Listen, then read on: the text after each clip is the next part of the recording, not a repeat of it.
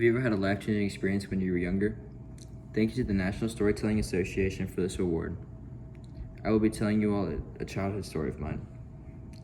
Way back in the summer of 2010, my mom, dad, and I were doing some yard work around the house, like trimming banana trees, cutting down bushes, and mowing the grass.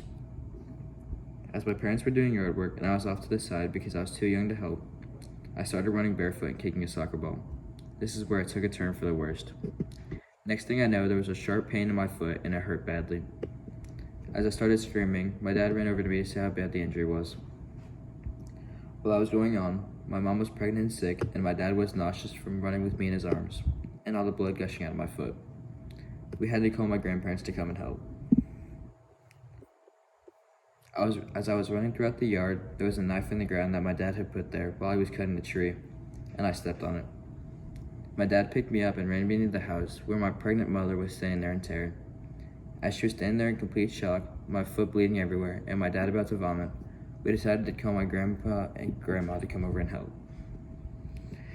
They rushed over to the house immediately and rushed us to the hospital. My grandpa was worried about getting blood on the interior, so we hung my foot out the window. I know it sounds bad now, but it helped my wound and calm the bleeding down. And as we arrived at the hospital, my grandpa's friend Jeff, who owned the hospital at the time, grabbed my family and rushed us into a hospital room. As the nurses came in the room to assess my foot, they decided I need stitches. Minutes later, I was rushed into another room and received 4 stitches in my left foot, and was told not to walk on it for 2 weeks later. I will forever be thankful for Jeff and the family, and for my family helping me that day. I learned throughout this experience to always listen to your parents, and whenever you are playing outside, always wear closed-toe shoes.